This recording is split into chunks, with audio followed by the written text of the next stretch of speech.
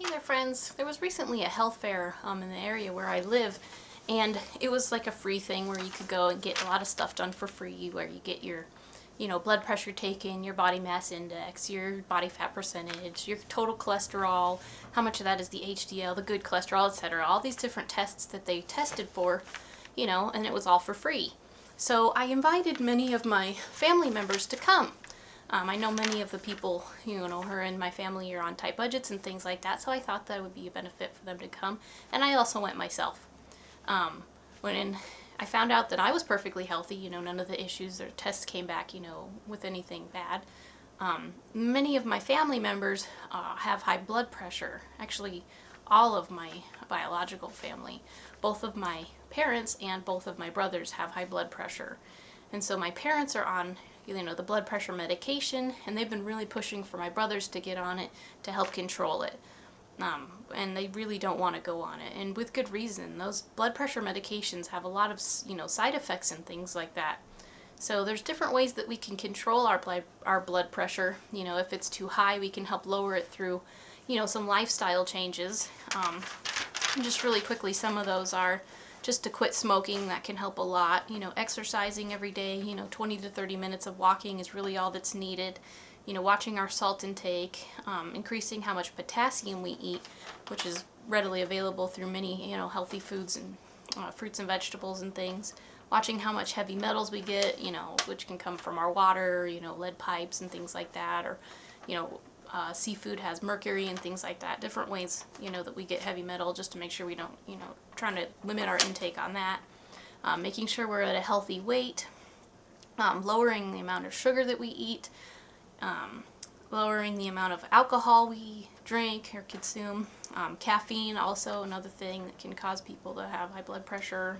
Making sure we're really limiting that.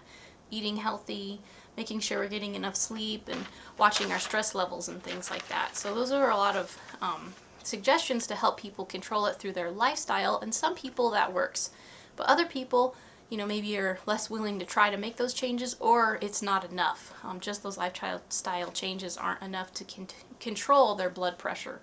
So many people turn to those medications, and those medications have a lot of drawbacks. This is not by any means an exhaustive list, but here's just a few things, and it all depends on which medication that people are put on, but it can be some of these or different ones, and again, there's even more than this list, but they're pretty serious, in my opinion. The first one is erectile dysfunction, asthma-like symptoms with difficulty breathing and things like that. Depression, insomnia, weakness, leg cramps, and fatigue, a dry hacking cough, skin rashes, constipation, dizziness, headaches, palpitations, that's either irregular or rapid heart rate, and diarrhea, things like this. I mean, the medications are definitely not by any means the best way to control them, in my opinion, but I realize that many people, rely on them because blood pressure is a major concern. It's a major health concern. So I was doing some research, and I found something online that, really surprised me. And that the main point of this video is that there was a study, actually several of them. There was one done in Iran, another one in Mexico, several others, where they were, replacing, instead of, well, they had three groups. There's like a group of people they would put on the blood pressure medication, and then another group that they would either put on hibiscus, or in a different study they did blood pressure medication, hibiscus tea, and then black tea. And basically what they found out through basically all of the studies is that hibiscus tea was every bit as good at lowering blood pressure as those blood pressure lowering medications were. And, there was another study, a third one done, where they used the hibiscus flowers crushed into a powder and then made into capsules, and those were almost as good at lowering blood pressure. And so, what a great thing to find out that there's something that's so simple, as a cup of tea, every day, or some capsules if people don't like the tea, that can help lower and control their blood pressure naturally. And as far as side effects go, there really aren't any side effects to drinking the hibiscus tea. Hibiscus tea has lots of antioxidants in it, and so it acts as an immune booster. So the side effect, instead of it being a negative one, is a positive one. And if we, increase our water intake by drinking the tea, that's also good for us as well. Lots of water is definitely a very healthy thing to do. So it's very inexpensive. I went to the health food store just to try and give it to one of my brothers, the one that I think will actually use it. And the package here was a lot fuller, and my husband and I wanted to try it out and see how it tasted. But this package, again, it was more than there is now, but it was like $1, and that's enough for a whole week's worth of tea. Seriously. It's very inexpensive to purchase, and the tea tasted very nice. I mean, it had a floral taste to it, as you would imagine, with it being hibiscus flowers. But it also had some maybe citrus notes underneath it, and, with a little sweetener, it was very good. It didn't have, a negative taste to it at all, in my opinion. So I was really excited about that there's a way that we can, people that have the high blood pressure can control it without having to turn to those, medications.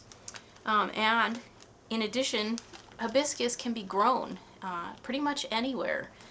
In tropical areas, it can be grown as a perennial, but areas that are a little further north and where it gets too cold for it to overwinter, people can still grow it as an annual.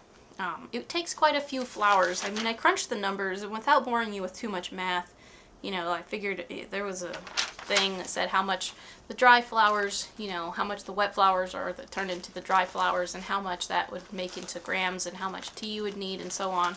Long story short, basically, if you're growing it as an annual, because it would start, to flower, say, in July or so start them from seed maybe around the time when, you're planting your tomato seeds, and then it'll start to flower in July, and then you continue to pick the flowers from July through September or so a good 2 months worth of harvesting. Late July, early August, that's why I'm counting 2 months.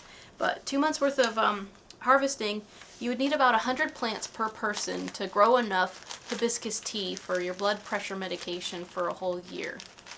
Which is actually pretty good news, that we can even, if people really need this, you can grow your own high blood pressure medication, or it's really not that expensive to purchase. If you had them growing in a greenhouse, because they wouldn't be an annual and you wouldn't only get 2 months worth of harvest out of them, that number is significantly reduced to only 17 plants per person if they're continuing to flower all year and you're picking the flowers from them. So, I really hope this information was helpful. I know it's a little different than the videos that I normally do, but I tend to just go with whatever I have going on in my life, and when I find out something like, that's exciting and healthy and different things that we can do to help garden and be more self-sufficient and things like this, we're not so dependent on, the pharmaceuticals and things like that, I get kind of excited about that. So anyway, again, I really hope this information was helpful to you, so that if you, are considering lowering your blood pressure naturally, there's some of those lifestyle changes you can make, or even better yet, add some tea to your diet, or if you're not a tea drinker, some capsules or whatever, and help get that under control and to stay healthy, or even grow your own. So I'm Frugalgreengirl. Thanks for watching.